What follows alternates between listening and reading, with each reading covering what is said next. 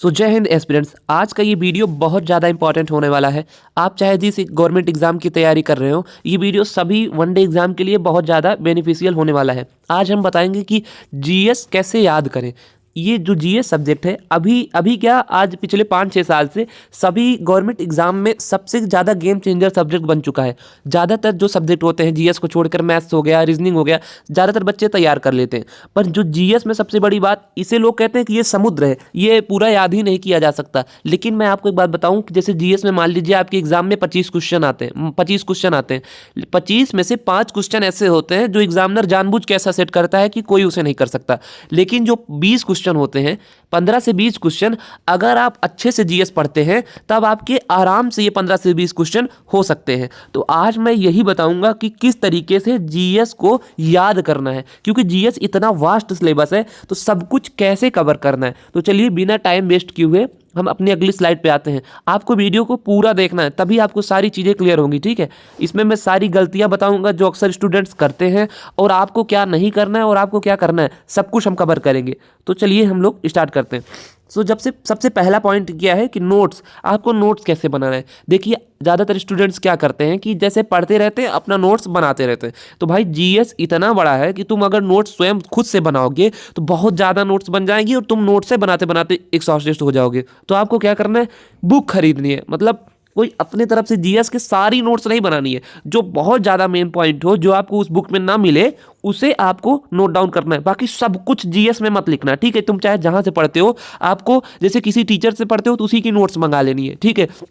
नहीं तो आपको बुक मंगा लेनी है कोई, और उस बुक में जो ना मिले उसे आपको लिखना है, ठीक है। अब आपको जीएस में खुद की अलग अलग सब्जेक्ट की 50 कॉपी लेकर नोट्स नहीं बनाना है, पहली चीज़। ये आगे क्यों मैं ऐसा कह रहा हूँ आपको मैं आगे समझाऊंगा। और दूसरा चीज़ ये है कि तुम भाई देखो, जीएस इतना बड़ा है तो ये ऐसे नहीं याद हो जाता है। इसके लिए आपको क्या करना होता है, सब्जेक्ट वाइज अलग स्ट्रेटजी बनानी पड़ती है और एक ट्रिक बनानी पड़ती है। ट्रिक मतलब जैसे क्या होता था कि मैं जितनी चीज़ें ज़्यादातर जीएस में याद करता था स्टार्टिंग में, तो मुझे ज़्यादातर समझ में नहीं आता था, तो मैं खुद की ट्रिक तैयार करता था कि उससे क्या हो जाता है ना, जैसे हिस्ट्री में इतनी सारी डेट है, ठीक है, पॉलिटी में इतने सारे टॉपिक्स हैं, तो उसे आप ऐसे नहीं याद कर सकते। उसी लिए आपको क्या करना होगा, उसके लिए आपको अपनी ट्रिक्स बनानी पड़ेंगी। और तीसरी चीज़ जो सबसे ज़्यादा इंपॉर्टेंट है और जो ज़्यादातर स्टूडेंट नहीं समझ पाते हैं, वो है वन शॉट। मतलब जैसे जब आपने मान लीजिए नोट्स बना लिया, आपने ट्रिक भी तैयार कर लिया, अब आपको रिवाइज करना है, तो क्या करेंगे आपको देखिए, खुद की नोट्स पढ़ के रिवाइज कर लेते हैं तब तो बहुत अच्छी बात है। नहीं तो आपको क्या करना, वन शॉट देखना है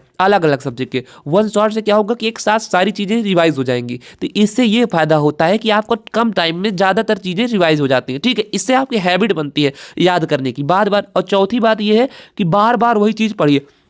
देखिए जीएस एक बार पढ़ने से कोई याद नहीं हो जाता, उसी चीज़ को आपको बार बार पढ़ना है, ठीक है। एक बार में मैंने भी कुछ नहीं याद कर लिया था, बार बार आप उसे पढ़िए, जो आपने आपकी जो बुक में है, जो आपने एक्स्ट्रा नोट्स बनाए हैं। और जो पांचवी चीज़ जो सबसे ज़्यादा इंपॉर्टेंट है, वो है डेली एमसीक्यू प्रैक्टिस। एमसीक्यू से क्या होगा, आपको आए चाहे ना आए, सही हो चाहे गलत ना हो, इससे ये होता है कि जैसे जो आपने पढ़ा, एमसीक्यू आपने दिया, तो जो क्वेश्चन आपको मिला उसी बहाने आप एक बार फिर से अपनी किताब खोलेंगे उस क्वेश्चन को देखने के लिए।